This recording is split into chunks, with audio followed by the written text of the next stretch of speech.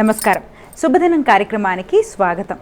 మేషరాశి నుంచి మీనరాశి వరకు ద్వాదశ రాశుల వారికి ఈ రోజు ఏ విధంగా ఉంది, నేటి పంచాంగం ఏంటి, నక్షత్ర ఫలాలు ఏ విధంగా ఉన్నాయి వంటి విషయాలు తెలియజేయడానికి మనతో పాటు స్టూడియోలో సిద్ధంగా ఉన్నారు విశ్వవిద్యాలయ అగ్రశ్రేణి తొలి మహిళ జ్యోతిష్య వాస్తు పట్టభద్ర, పంచాంగకర్త, జ్యోతిష్య మహోపాధ్యాయ, అదేవిధంగా జ్యోతిష్య శాస్త్రంలో PhD గోల్డ్ మెడలిస్ట్ అయినటువంటి డాక్టర్ ఈడుపుగంటి పద్మజారాణి గారు.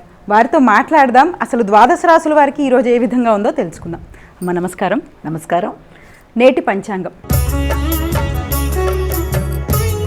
అమ్మ, నేటి పంచాంగాన్ని ప్రేక్షకులకు తెలియజేస్తారా?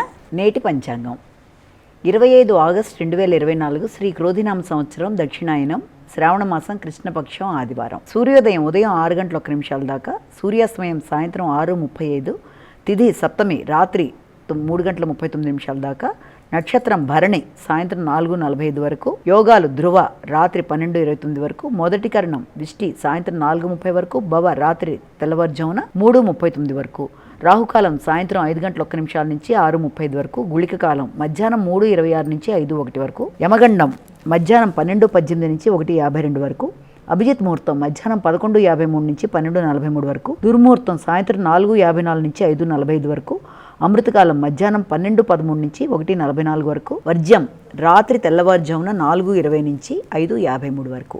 ఇది నేటి పంచాంగం. మేషరాశి.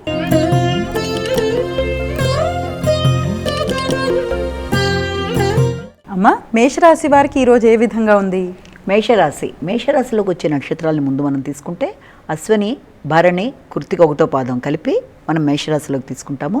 మేషరాశి వారికి ఈ రోజున చాలా అనుకూలమైన సమయంగా భావించవచ్చు.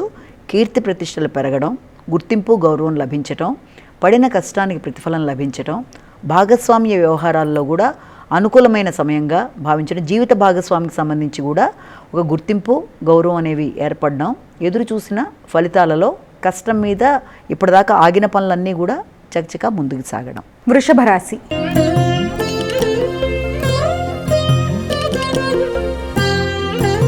అమ్మ, వృషభ రాశి వారికి ఎలా ఉంది ఈరోజు? వృషభ రాశికి కృత్తిక 2, 3, 4 పాదాలు, రోహిణి 1, 2, 3, 4 పాదాలు, మృగశిర 1, 2 పాదాలు కలిపి మనం వృషభ రాశిలోకి తీసుకుంటాము. వృషభ రాశి వారికి ఈ రోజున ఇష్టమైన వ్యక్తుల కోసం ఖర్చులు అధికంగా చేస్తారు. అయినప్పటికీ సంతోషకరమైన వాతావరణం అనేది ఏర్పడుతుంది. అయితే విద్యార్థులకి విద్యకు సంబంధించిన విషయాలలో కొంత తడబాటు, అంటే దానికి సంబంధించిన విద్యాపరమైన అంశాలలో దృష్టి తగ్గించటం, దానివల్ల విద్య మీద ఆసక్తి సన్నగిల్లే అవకాశాలు లాంటి వాటికి అవకాశం ఉండడం ఒకటిగా అనుకుంటాము.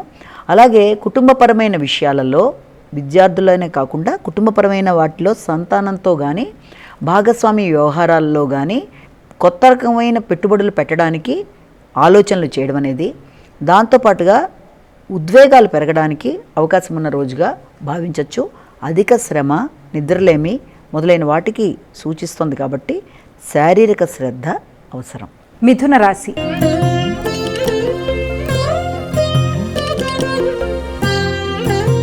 అమ్మ, మిథున రాశి వారికి ఎలా ఉంది ఈరోజు? మిథున రాశిలోకి వచ్చే నక్షత్రాలు తీసుకుంటే మృగశిర 3, 4, అలాగే ఆరుద్ర 1, 2, 3, 4, పునర్వసు 1, 2, 3 పాదాలు, మొత్తం ఇవన్నీ కలిపి మనం ఈ యొక్క మిథున రాశిగా తీసుకుంటాము. మిథున రాశి వారికి కుటుంబ వ్యవహారాలు అనుకూలంగా ఉంటాయి. మాట విలువ పెరుగుతుంది, గౌరవం పెరుగుతుంది. అంతేకాకుండా కుటుంబ వ్యవహారాలలో తీసుకునే నిర్ణయాలకి కట్టుబడి ముందుకు వెళ్ళడానికి చేసే ప్రయత్నాలు అనుకూలతని సూచిస్తున్నాయి. వృత్తిపరమైన అభివృద్ధి, సహకారం అనేది కనబడుతుంది. కర్కాటక రాశి.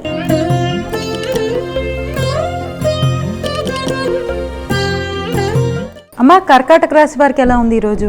కర్కాటక రాశి వారికి కర్కాటకంలోకి వచ్చే నక్షత్రాలు తీసుకున్నట్లయితే వీళ్ళకి ముఖ్యంగా పునర్వసు 4వ పాదం, పుష్యమి 1, 2, 3, 4 పాదాలు, ఆశ్లేష 1, 2, 3, 4 పాదాలు. అయితే ఈ కర్కాటక రాశి వారి విషయంలో ఈ రోజున వీళ్ళకి ముఖ్యంగా స్త్రీలతో విభేదాలు రాకుండా నిదానంగా వ్యవహరించి పనులు నెరవేర్చుకోవాల్సిన అవసరం ఉంది. అలాగే వారి యొక్క తోడ్పాటు కూడా అధికంగా లభించే రోజుగా కూడా మనం భావించవచ్చు. వృత్తిలో కొత్త మార్పులు, ఎదురు చూస్తున్న వర్తమానాలు అందే అవకాశాలు లాంటివి కూడా కనబడుతున్నాయి. అంతేకాకుండా వీళ్ళకి వ్యక్తిత్వం అంటే వ్యక్తిగతంగా వారి మీద వారికి శ్రద్ధ విషయంలో కొంత ఆందోళన, కొంత వారి మీద వారికి నమ్మకం తగ్గే అవకాశం ఉన్న రీత్యా అలాంటి వాటిని అధిగమించి అవేం లేకుండా ముందుకు వెళ్ళడానికి ప్రయత్నం చేయాలి. వీలైనంతవరకు మానసిక ప్రశాంతతకి వీళ్ళు ముఖ్యంగా యోగా, మెడిటేషన్ లాంటివి చేయడం చాలా అవసరం. సింహరాశి.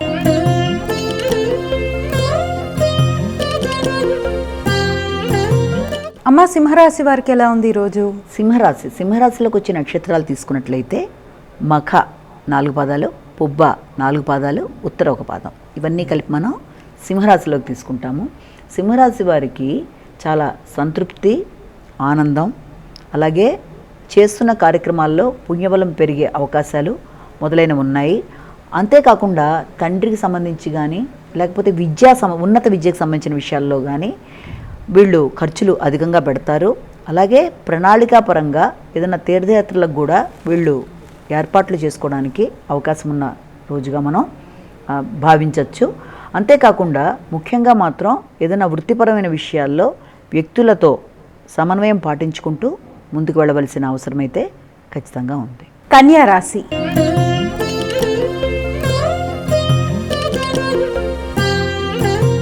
అమ్మ, కన్యా రాశి వారికి ఎలా ఉంది ఈరోజు? కన్యా రాశిలో మనం తీసుకుంటే ఉత్తర 2, 3, 4 పాదాలు, హస్త 1, 2, 3, 4 పాదాలు, చిత్త 1, 2 పాదాలు కలిపి మనం కన్యా రాశి కింద చెప్పుకుంటాము. కన్యా రాశి వారు మాత్రం ఆరోగ్య విషయంలో కానీ, ప్రయాణాలు కానీ, ఆలోచనల విషయంలో, సలహాలు ఇచ్చే విషయంలో కానీ ముఖ్యమైన అన్ని విషయాల్లోనూ వీలైనంత ఆచితూచి వ్యవహరించాలి. అలాగే అలాంటి విషయాలలో ఆకస్మికమైన ఖర్చులు కూడా ఉంటాయి. అంటే ఒకటి అనుకున్న ఖర్చు ఒకదానికి అయిపోయే పరిస్థితులు లాంటివి, అలాగే పెడదామనుకున్న ఖర్చుల్లో దాన్ని మించిపోయిన ఖర్చులు లాంటివి ఏర్పడడం, దానివల్ల కొంత చికాకులు అనేవి అధికంగా ఉంటాయి. కాబట్టి ఖర్చు పెట్టేటప్పుడు వ్యవహరించే విధానంలో వీలైనంతవరకు ఆచితూచి వ్యవహరించాలి.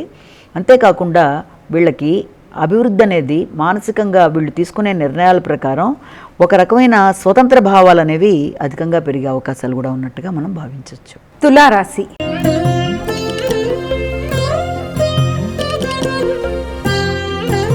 అమ్మ, తులారాశి వారికి ఎలా ఉంది ఈరోజు? తులారాశికి ముఖ్యంగా మనం చెప్పుకునేది ఏంటంటే నక్షత్రాలు, దీంట్లో చిత్త 3, 4, స్వాతి 1, 2, 3, 4, అలాగే విశాఖ 1, 2, 3 పాదాలు, మొత్తం 9 పాదాలు కలిపి మనం ఈ యొక్క తులారాశిగా చెప్తాం. ఈ తులారాశి వారికి సాంఘిక సంబంధాలు చాలా గట్టిగా బలపడతాయి.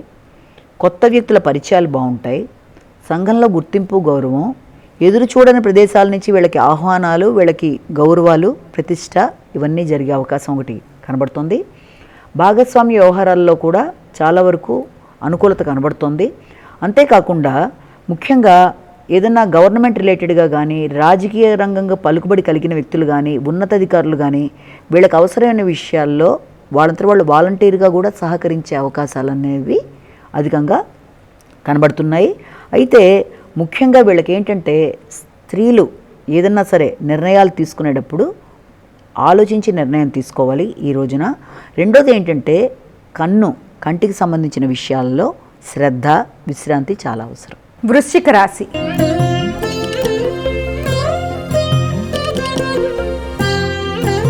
అమ్మ, వృశ్చిక రాశి వారికి ఎలా ఉంది ఈరోజు?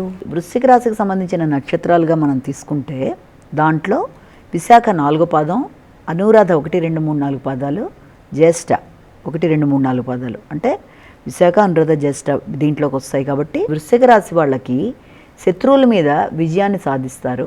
కృషిశీలత పెరుగుతుంది. ఏ విషయంలోనైనా సరే వాళ్ళు ఏదైనా ఒక కార్యక్రమం చెయ్యాలి అనుకుంటే దానికి అనుకూలంగా వ్యక్తులని వీళ్ళు మరల్చుకోదగిన శక్తి అనేది వీళ్ళకి ఏర్పడుతుంది. ఆ రోగనిరోధక శక్తి, ఇమ్యూనిటీ పవర్ అనేది పెరుగుతుంది. ఎలాంటి కార్యక్రమాన్నైనా అవలీలగా చేయడానికి వీళ్ళు చేసే ప్రయత్నాలు చాలా వరకు అనుకూలంగా ఉంటాయి. ముఖ్యంగా భాగస్వామ్య వ్యవహారాలు చాలా అనుకూలించే అవకాశాలు కనబడుతున్నాయి. జీవిత భాగస్వామికి సంబంధించిన విషయాలలో వీళ్ళకి ఒక చక్కటి మంచి వర్తమానం కూడా అందే అవకాశాలు ఉన్నాయి. ధనస్సు రాశి.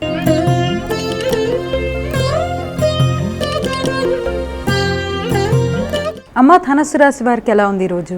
ధనస్సు రాశిలోకి వచ్చే నక్షత్రాలు తీసుకుంటే మనం మూల 4 పాదాలు, పూర్వషాఢ 4 పాదాలు, ఉత్తరాషాఢ 1వ పాదం, ఇవన్నీ ఈ 9 పాదాలు కలిపి మనం ఈ యొక్క దీంట్లో తీసుకుంటాం ధనస్సు రాశిలోకి. కాబట్టి ఈ ధనస్సు రాశి వాళ్ళకి ఆలోచనలు బాగుంటాయి. అలాగే చక్కని ఆధ్యాత్మిక చింతన, దాంతోపాటుగా విద్యార్థులకి అనుకూలమైన సమయం. అంతేకాకుండా విద్యతో పాటుగా ఏదైనా కొత్త విషయాన్ని ఉపాసన చేయడానికి వీళ్ళు చేసే ప్రయత్నాలు ఒకటి అనుకూలతని సూచించడం అనేది ఒకటి ఉంది. అలాగే ఆకస్మికమైన లాభాలు, వస్త్ర లాభాలు ఇలాంటి వాటికి అవకాశం ఉంది. వృత్తిపరంగా నూతన ప్రయత్నాలు వీళ్ళకి అనుకూలత సిద్ధిస్తుంది. మకర రాశి.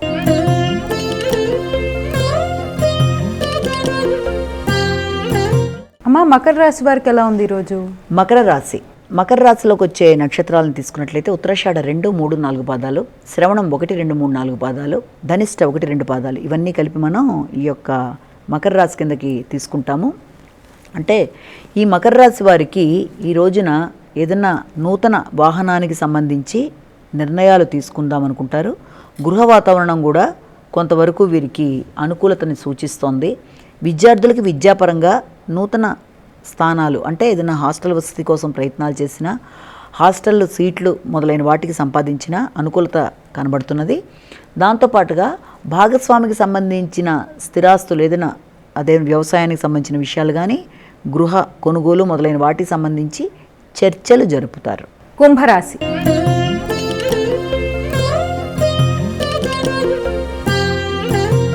అమ్మ, కుంభరాశి వారికి ఎలా ఉంది ఈరోజు? కుంభరాశిలోకి వచ్చే నక్షత్రాలు తీసుకుంటే ధనిష్ట 3, 4 పాదాలు, శతభిషం 1, 2, 3, 4 పాదాలు, పూర్వభద్ర 1, 2, 3 పాదాలు, ఇవన్నీ కూడా మనకి కుంభరాశిలోకి వస్తాయి. కుంభరాశి వాళ్ళు కార్యక్రమాలన్నీ కూడా విజయవంతంగా చేసే ప్రయత్నాలన్నీ కూడా వీళ్ళకి వీలైనంత వరకు అనుకూలతే చూపిస్తోంది. ధైర్యంగా, పరాక్రమంగా నిర్ణయాలు తీసుకుంటారు.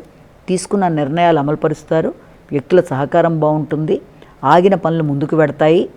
అంతేకాకుండా వీళ్ళకి గవర్నమెంట్ రిలేటెడ్గా ఏదైనా ఒక పనులు చేద్దామనుకున్నా కూడా ఆ విషయాల్లో మాత్రం నిదానత చాలా అవసరం అవుతుంది. అంతేకాకుండా వీళ్ళకి ముఖ్యంగా సంతాన సంబంధ విషయాల్లో కానీ, లేకపోతే ఆకస్మిక లాభాల విషయంలో కానీ వీళ్ళు ఎదురు చూస్తున్న ఫలితాలు చాలా వరకు వీళ్ళకి అనుకూలంగా ఉండే అవకాశాలు అనేది ఒకటి కనబడుతుంది. నూతన వస్త్రాలు, నూతన బహుమానాలు అందుకునే అవకాశాలు కూడా కనబడుతున్నాయి. మీనరాశి.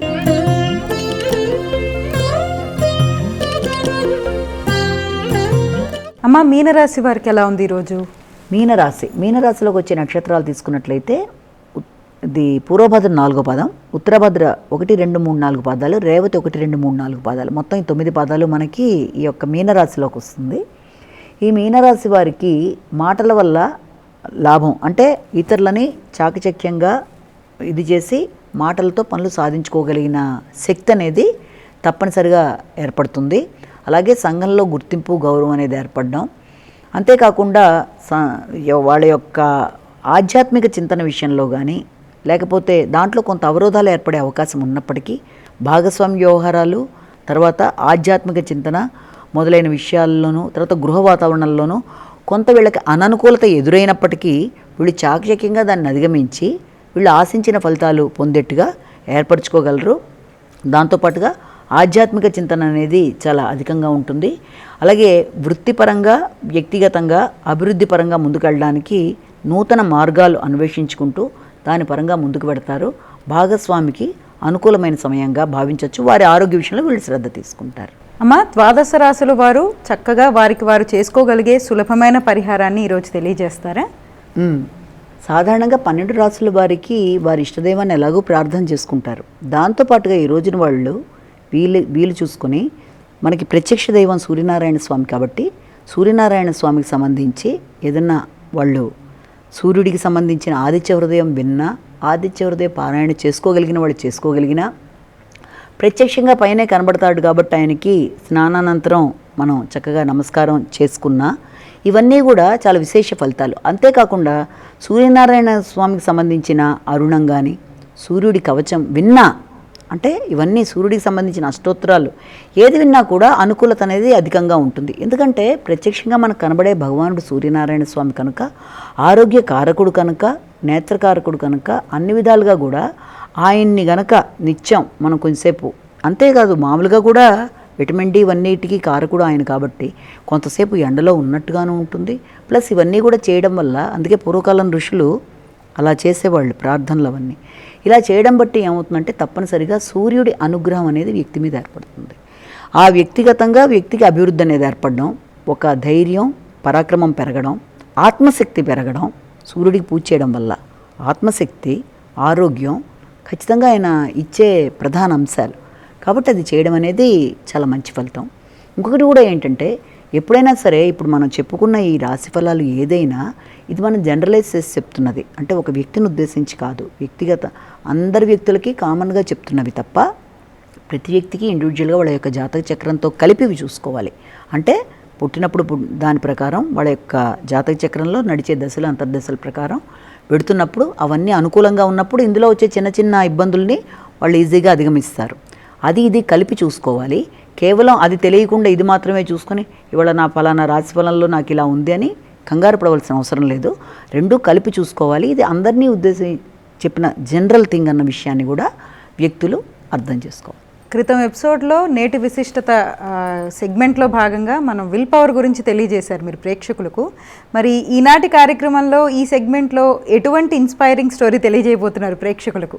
ఒక చోట ఒక గ్రామానికి వస్తుందన్నమాట. ఆ వ్యక్తి బుజ్జక్క అనే అమ్మాయి వస్తుంది. వచ్చిన తర్వాత ఆ అమ్మాయి ఏం చేస్తుంటే తాతగారిని కలుసుకుంటుంది. తాతగారిని కలిసి, అంటే సెలవుల్లో పిల్లలు వస్తారు కదా, అలా అప్పుడప్పుడు వచ్చి పెడుతూ ఉంటుంది. వచ్చి ఆయన్ని కలిసి తాతగారు వాళ్ళు ఆయనతో చాలాసేపు పాడుకుంటుంది, అన్నీ జరిగిపోతాయి. తర్వాత ఏం చేస్తుందంటే ఊరు వెళ్ళిపోయే ముందు ఆయనతో, తాతగారు ఇది నేను ఒక మంచి సక్సెస్ఫుల్ వ్యక్తిని అయిపోవాలి, దానికి ఏదైనా మార్గం చెప్పండి అని అడుగుతుంది. అడిగితే అంటాడు, అయిపోదువు గానిలే, తప్పకుండా అలాగే అంటాడు. కాదు నాకు ఇప్పుడు దానికి సంబంధించి చెప్పాలి, నేను అవ్వాల్సిందే అన్నట్టు అంటుంది. లేదమ్మా బుజ్జక్క నువ్వు ఆగు చెప్తానులే అంటే, కాదు అంటే సరే ఏం చేస్తాడు, బుజ్జక్కని తీసుకొని ఒక మంచి నర్సరీకి కడతాడు ఆయన. ఆ పెద్ద ఆయన నర్సరీలో 2 మొక్కలు కొంటాడు ఆయన. 2 మొక్కలు ఎందుకు కొన్నావు అని అడుగుతుంది. అడిగితే రా అని చెప్పి తీసుకెళ్ళి ఒక మొక్కనేమో ఇంట్లో నీట్గా జాగ్రత్తగా పెడతాడు, అంటే ఇంటి ప్రిమిసెస్ లోపల. ఇంకో మొక్కను ఏం చేస్తాడంటే ఆయన ఇంటి బయట దాన్ని ఇది చేస్తాడనమాట, చేసి నాటుతాడు ఆ మొక్కని. నాటిన తర్వాత అడుగుతాడు, బుజ్జక్క ఇప్పుడు నాకు విషయం చెప్పు, ఇప్పుడు 2 మొక్కలు తెచ్చాం కదా, ఈ రెండిట్లో ఏది చాలా జాగ్రత్తగా ఉండి పెరుగుతుంది అంటే, దాంట్లో ఇంకా అనుమానం ఏముంది, లోపల మనం పెట్టుకున్నాం కదా ఇంత చక్కగాను, ఇది ఎన్ని రకాల కష్టాలైనా వర్షాలైనా ఏదైనా ప్రొటెక్షన్ అనేది ఉంటుంది, ఎక్కువ జాగ్రత్త తీసుకుంటారు కాబట్టి తప్పనిసరిగా లోపల మొక్క చాలా జాగ్రత్తగా ఉంటుంది, సేఫ్ సైడ్గా ఉంటుంది. బయట దానికైతే ఆ ప్రొటెక్షన్ లేదు కాబట్టి అది ఎలాగో ఇబ్బంది పడిపోతుంది, కాబట్టి దానికంటే ఇదే బాగుంటుందని చెప్తుంది. సరే అయితే అలాగే అంటాడు. అయితే ఒక 2 రోజులు ఉండి మళ్ళీ వాళ్ళ ఊరు వెళ్ళిపోయిన తర్వాత మళ్ళీ 4 ఏళ్ళు పోయిన తర్వాత మళ్ళీ వస్తుంది. అంటే కొంత చదువు అయిన తర్వాత, అంటే 6వ క్లాస్ నుంచి 10వ క్లాస్లోకి వచ్చింది అనుకుందాం. వచ్చి మళ్ళీ వాళ్ళ తాతగారి దగ్గరికి వస్తుంది. మళ్ళీ ఆయనతో ఆటపాటలేక మళ్ళీ వాళ్ళు ఊరు వెళ్ళిపోవాలి కదా. వెళ్ళిపోతున్నప్పుడు కిందటిసారి వచ్చినప్పుడు నేను అడిగితే నువ్వు చెప్పలేదు నేను సక్సెస్ అయిపోవాలంటే, ఇప్పుడన్నా చెప్తావా అని అడుగుతుంది. సక్సెస్ఫుల్ వ్యక్తి అయిపోతానని అంటే, అవును నువ్వు సరే మనం కిందటిసారి వచ్చినప్పుడు నేను 2 మొక్కలు నాటాను కదా, దాని గురించి అడగవేంటి అని అడుగుతాడు. సరే ఇప్పుడు అవును కదా ఏమైంది అది చూద్దాం అంటే ఫస్ట్ ఇంట్లోకి తీసుకెడతాడు. చక్కగా అక్కడ మొక్క ఉంటుంది, మంచిగా ఎదిగి నీట్గా, అంటే ఉన్నంతలో చిన్న, ఇదివరకు చాలా బోన్సై మొక్కలు లాంటివి పెడతారు కదా ఇళ్లలో, అలాగా చిన్నగా క్యూట్గా బాగుంటుంది అది. అంతవరకే ఉన్నాక ఇది అది అవుతుంది. మరి 2వ మొక్క అది పాటికి ఏదో అయిపోయి ఉంటుంది అని అనుకుంటుంది బుజ్జక్క. కాదని చెప్పి మళ్ళీ దాన్ని బయట తీసుకెడితే పెద్ద వృక్షం అంతంత విస్తరించేసి దాని కింద ఇంకా వ్యక్తులు కూడా కూర్చునేంత వృక్షంలా అది అలా తయారవుతుంది అనమాట. ఆశ్చర్యపోతుంది బుజ్జక్క, ఇదేంటి ఇది ఇలా ఎందుకు ఉంది అంటే, నువ్వు ఏది బాగుంటుంది అనుకుంటావు అని అడుగుతాడు ఆయన. అడిగితే ఇది ఉండాలి కదా చక్కగా, ఇదేంటి ఇంతలా అయిపోయింది అని అడుగుతాడు. అడిగితే అప్పుడు అంటాడనమాట, చూడు నువ్వు ఎందుకు అనుకున్నావు అది పాడైపోతుందని అంటే, అది బయట వర్షాలు ఎక్కువ వచ్చేస్తాయి, తర్వాత ఏమో థండర్ స్టోన్స్ లాగా, తర్వాత ఏమో పెద్ద మీకు ఇది ఉంటే కదా సూర్యుడి వల్ల కానీ, లేకపోతే వర్షాల వల్ల కానీ, ప్రకృతి వైపరీత్యాల వల్ల కానీ అనేక రకాల ఇబ్బందులు కదా దెబ్బతినేయాలి కదా ఈ పాటికి. మరి అది ఎలా అయింది, దీన్ని ఇంత జాగ్రత్తగా అనుకుంటే అప్పుడు ఆయన చెప్తాడనమాట, అదే ఇక్కడ నువ్వు తెలుసుకోవాల్సింది, ఎప్పుడూ కూడా జీవితంలో అది బయట ఉన్న మొక్క అనేక రకాలైన ఆటుపోట్లు ఎదురు దెబ్బలు తిన్నా ఈ రోజునది పడిపోకుండా అంత గట్టిగా ఉంది. ఇప్పుడు ఏ చిన్న దెబ్బ, ఎదురు దెబ్బ కూడా దాన్ని ఏం చేయలేదు, అది చక్కగా అలాగే ఉంటుంది. కానీ లోపల దాన్ని మనం ఎంత జాగ్రత్తగా పెంచినా అది కొంచెం స్థానంలోనే ఎదిగి అది అంత దానిలాగా అది ఫ్రీగా ఎదిగినట్టుగా, దాని వటవృక్షంలా మారిపోయినట్టుగా, కావలసినంతగా శాఖలు విస్తరించినట్టుగా దాని ఫ్రీనెస్ దీనికి లేదు. ఇదేంటంటే కొంచెం స్థలంలో కొంచెంగానే ఉండి చాలా బలహీనంగా కూడా ఉంది. అంటే ఇప్పుడు నిజంగానే గట్టిగా ఏదైనా వర్షం వరద వస్తే దీనికి ఇబ్బంది, దానికి కాదు. అలా తయారైంది. మనిషి జీవితంలో కూడా ఇలాంటివే ఉంటాయి. ఎప్పుడైనా సరే మనం మనకున్న లిమిటెడ్ సోర్స్లో మనం ఇంట్లోనే ఉండిపోయి మనం దాన్నే వాడేసుకొని మనం ఎదుగుదామంటే ఎదగలేము. ఇంట్లోంచి కాలు బయటపెట్టి బయటికి వెళ్ళి ఎదురు దెబ్బలు తినాలి. జీవితంలో కష్టం సుఖం అనేది రెడీమేడ్గా రాదు. దాంట్లో మనం కష్టపడాలి, ఎదురు దెబ్బలు తినాలి, ఎన్నోసార్లు అవమానాలు ఎదురవుతాయి, అలాగే వచ్చిన అవకాశాలు కోల్పోతాము. ప్రతిసారి నిరాశ పడిపోకుండా ఎప్పటికప్పుడు ఆ వచ్చిన దాంట్లో నుంచి కొత్తది నేర్చుకుంటూ మనం ముందుకు వెళ్ళాలి తప్ప సక్సెస్ అనేది రెడీమేడ్ ఫుడ్లా రాదు. మనం పడిన కష్టంలో వస్తుంది. మన లిమిటేషన్స్లోనే మనం గనక ఉంటే అది దీనిలో ఈ మొక్కలాగా బలహీనంగా కొంతవరకే దేన్ని ఓర్చుకోలేదు, ఏ కష్టాన్ని ఓర్చుకోలేదు. అంతే కదా, తల్లిదండ్రులు పిల్లల్ని జాగ్రత్తగా చూసినప్పుడు ఏమవుతుంది, వాళ్ళు అంతకుమించి స్టెప్ అవుట్ చేసి బయటికి వెళ్ళడానికి అమ్మో అది వాళ్ళు చేయగలరా లేరా అని వీళ్ళే ముందు ఆలోచిస్తారు. ఏదైతే అదైంది నేను చేసేస్తాను సాధిస్తానని చెప్పి వాడు కనుక ముందుకు వెళ్తే ఎన్నో ఎదురు దెబ్బలు ఎదురవుతాయి, అవమానాలు ఎదురవుతాయి. అయినా కూడా వాటిలో తను ఖచ్చితంగా నిలబడగలిగి వాడు ముందుకు వెళ్ళిపోగలుగుతాడు. కాబట్టి అది మనం చూడాలి. అలా అని చెప్పి జీవితంలో అన్నీ ఈజీగా అయిపోతాయని కాదు. అంటే ఎదురు దెబ్బ తగిలిన తర్వాత చాలామంది డిసప్పాయింట్ అయిపోయి ఆపేస్తారు ఆ పని, ఇంకా నాకు ఇంతే అనుకుంటారు, నాకు ఇంకా అవకాశం లేదు. అలా కాదు, ఆ దాంట్లోంచి అవి ప్రతి ఎదురు దెబ్బ ఒక స్టెప్పింగ్ స్టోన్ అనుకోవాలి జీవితంలో. అంటే దాని మించి మనం ఎదగాలి. ప్రతి ఎదురైన బాధలోంచి ఒక అవకాశాన్ని తీసుకోవాలి, ఎదురీదాలి. ఖచ్చితంగా ఏం పర్లేదు నేను సాధిస్తాను, ఇవాళ కాకపోతే రేపు సాధిస్తాను, ఇప్పుడే కుంగిపోకుండా ఖచ్చితంగా విజయం అనేది, విజయానికి సీక్రెట్ అనేది మన హార్డ్ వర్క్, మన డెడికేషన్. అంటే మనం ఎంత డెడికేట్ అయిపోతాం ఒక పని చేయడానికి, ఎంత దాని మీద తపన ఉంటుంది, ఎంత ఇష్టం ఉంటుంది, ఎంత ఎదురు దెబ్బలు ఓర్చుకోగలుగుతాం, ఎంత ఎదురైంది దాంట్లోంచి బాధపడిపోయి అక్కడితో ఆపేయకుండా సర్లే ఇంతే ఈసారి నాకు ఎదురైంది కదా అని గివప్ అంటే వదిలేస్తారు కొంతమంది ఆ పని అక్కడితో. ఇక మన తరం కాదు, అది కాదు. అవన్నీ ఏంటంటే మనం ఏమని అనుకోవాలంటే అవన్నీ తాత్కాలికం. ఆ రకమైన సమస్యలు తాత్కాలికంగా భావించి ఆ ఎదురు దెబ్బల మించి ఎదుగుతూ ప్రతిదీ కూడా స్టెప్పింగ్ స్టోన్లా తీసుకొని కష్టపడకుండా ఏ ఫలితం ఉండదు. దేంట్లోనైనా కష్టమే సీక్రెట్. కాబట్టి సక్సెస్కి ఆ కష్టంలోంచి ఎదుగుతూ ప్రతి విషయాన్ని నేర్చుకుంటూ ప్రతి ఆపర్చునిటీని ఉపయోగించుకుంటూ నేను ఖచ్చితంగా సాధిస్తాను, ఇవాళ కాదు, ఇవాళ ఓడిపోయినా వదిలేను, రేపు మళ్ళీ ప్రయత్నం చేస్తా అని కృషి. అంటే కృషి ఉంటే మనుషులు ఋషులు అవుతారు లాగా చాలా కృషి చేసి సమగ్ర సాధన, నిరంతర తపన, దానికోసం హార్డ్ వర్క్. అది 2 మొక్కల్లోనే వేరియేషన్ చూపించాడు ఆయన. ఈ మొక్కేమో ఇలా అయిపోయింది, ఆ మొక్క ఎదురు దెబ్బలు ఎన్నైనా తింటుంది. అలాగే జీవితాన్ని కూడా అలాగే నేర్చుకుని వెళ్ళే తప్ప ఒకళ్ళు నేర్పిస్తే వచ్చేది కాదు సక్సెస్ అంటే. ఆ సక్సెస్ ఎవరిది వాళ్ళు అనుభవించాలి.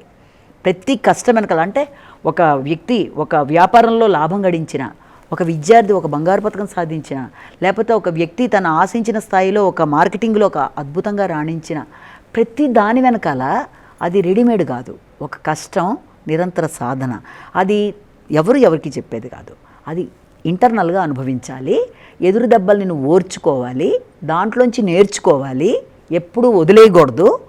తపనతో నువ్వు ముందుకెళ్ళు. తప్పనిసరిగా జీవితంలో నిరాశ అనేది ఏర్పడదు.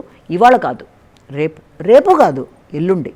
అక్కడితో వదిలేయకు, దాన్ని సాధించేట్టుగా నువ్వు చెయ్యి. అందరికీ వస్తాయి సమస్యలు, అలాని దాన్ని వదిలేయకుండా ముందుకు వెళ్ళగలిగిన వాడే సక్సెస్ని అందుకోగలడు. నిరాశకి కుంగిపోకూడదు, అన్నీ నేర్చుకోవాలి. ఆపర్చునిటీస్లోంచి నేర్చుకోవాలి, ఎదురు దెబ్బల్లోంచి నేర్చుకోవాలి. అప్పుడే నువ్వు సక్సెస్ఫుల్ పర్సన్ అవుతావు ప్రపంచంలో అని చెప్పి తాతగారు చెప్తే అప్పుడు వాడు ఆ బుజ్జక్క చాలా ఆలోచించుకొని అయితే నేను తప్పనిసరిగా సక్సెస్ఫుల్ పర్సన్ అవుతాను తాతగారు, మాటలు కాదు నేను చేసి తీరుతానని చెప్పి బుజ్జక్క ఎగురుకుంటూ ఆనందంగా సంతోషంగా వాళ్ళ ఊరు వెళ్ళిపోతుంది. అంటే దీంట్లో మనం తెలుసుకోవాల్సింది ఏంటంటే ఈ 2 మొక్కల్లోంచి స్టోరీ అయినా ఏదైనా సరే ఎవ్వరికీ లైఫ్ అనేది వడ్డించిన విస్తరి కాదు. ఆఫర్స్ అనేవి అంత ఈజీగా రావు. ఏదన్నా వచ్చిన ఆఫర్లో ఎదురు దెబ్బ తగిలినా కుంగిపోకూడదు, దాని మించి ఎదగడానికి ప్రయత్నం చేయాలి. కష్టంలోంచి ఎదుగుతున్నప్పుడు వచ్చే ఫలితంలో వచ్చే ఆనందం అది వేరు. అంత ఈజీగా వచ్చే సక్సెస్ కన్నా కష్టంతో వచ్చినట్టుగా నిలబడి దాని ప్రకారం ముందుకెడుతూ ఆటుపోట్లు తట్టుకుంటూ జీవితంలో అన్ని విధాలా ఎదగడానికి ప్రయత్నం చేసి ముందుకెళ్ళినప్పుడు 100% సక్సెస్ఫుల్ పర్సన్ అవుతాయి. అమ్మ, ఒక చక్కటి కథతో సక్సెస్ అంటే ఇన్స్టెంట్గా రాదు, అవమానాలు, ఎదురు దెబ్బలు, ఆటుపోట్లు ఎటువంటివైనా సరే ఎదుర్కొని పేషెన్స్తో ముందుకు వెళితేనే ఆ విజయ ఫలాలు అనేవి మనకి దక్కుతాయన్న విషయాన్ని చాలా చక్కగా తెలియజేశారమ్మా ప్రేక్షకులకు. అంతేకాదు ద్వాదశ రాశి ఫలాలు కూడా చాలా చక్కగా వివరించారు. ధన్యవాదాలమ్మా మీకు. నమస్కారం. ఇది ఈనాటి మన శుభదినం కార్యక్రమం. మరో కార్యక్రమంతో మళ్ళీ కలుసుకుందాం. అంతవరకు సెలవు. నమస్కారం.